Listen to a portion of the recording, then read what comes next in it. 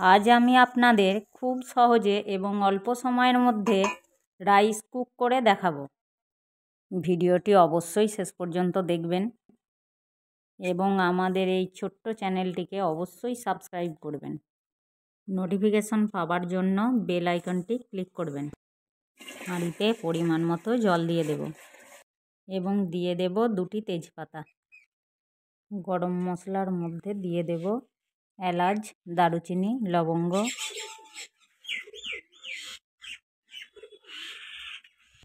একটি গামলাতে আধা ঘন্টা মতো ভিজিয়ে রাখা ইন্ডিয়া গেট বাসমতি চাল জল ঝরিয়ে হাঁড়ির মধ্যে দিয়ে দেব।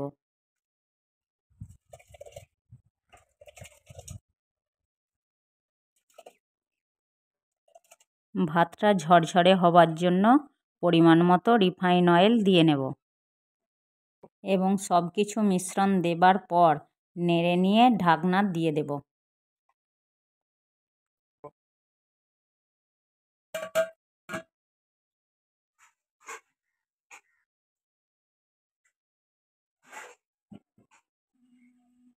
এদিকে রাইসের জন্য কেটে রাখা সবজির মধ্যে রয়েছে গাজর, কেটে রাখা ক্যাপসিকাম, ছাড়িয়ে রাখা মটরশুঁটি, কেটে রাখা টমেটো এবং রয়েছে কেটে রাখা বিনস।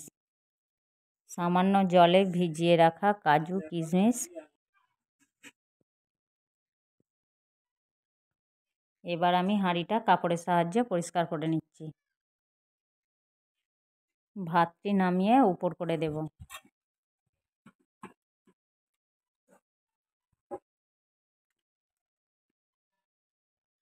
সবজিগুলো ভেজে নেওয়ার জন্য কড়াইতে রিফাইন অয়েল দিয়ে নেব এবং তেল গরম হয়ে গেলে দিয়ে নেব একে একে কেটে রাখা সবজিগুলো। দিয়ে দিচ্ছি বিনস,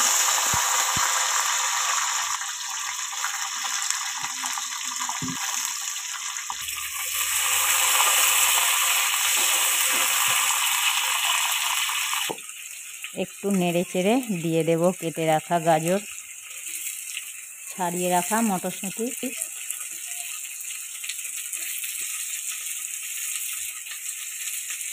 কেটে রাখা ক্যাপসিকাম, কেটে রাখা টমেটো। সব সবজি দেওয়ার পর ভালো করে ভেজে নেব।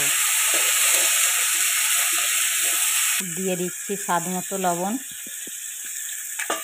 কিছুক্ষণ নেড়ে নিয়ে ব্রাউন কালার আসলে তুলে নেব।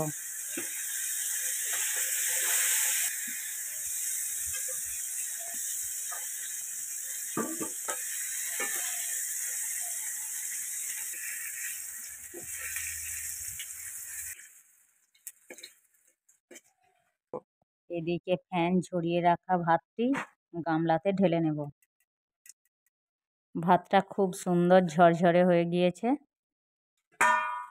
এবং রাইসটা ম্যাগনেট করার জন্য দিয়ে দিচ্ছি লবণ, পরিমাণ মতো চিনি। রাইসটা যেই পরিমাণ মিষ্টি চাইবেন সেই পরিমাণ চিনি দিয়ে দেবেন। রাইসের সাথে মিশ্রণ মিশিয়ে নেব।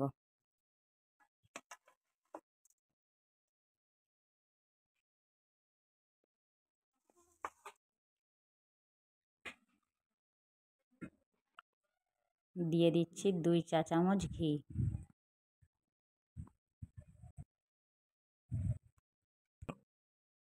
রাইসটাকে ফ্রাইড করার জন্য কড়াইতে দিয়ে দেব তেলের ওপর ভিজিয়ে রাখা কাজু ও কিশমিশ এবং দিয়ে দেব ভেজে রাখা সবজি।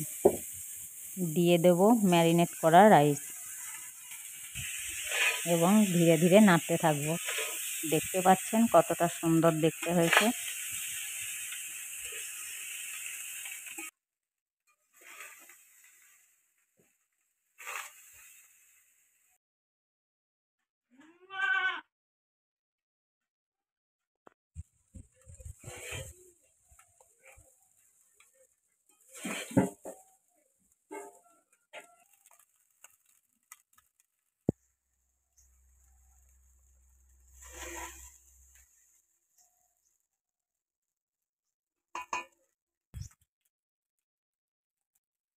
এবার আমি রাইসটিকে চামচের সাহায্যে তুলে নেব।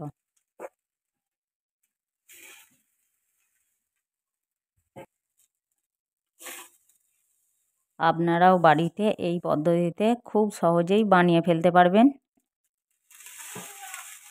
ভিডিওটি শেষ পর্যন্ত দেখার জন্য ধন্যবাদ। যারা এখনও সাবস্ক্রাইব করেননি তারা অবশ্যই সাবস্ক্রাইব করবেন।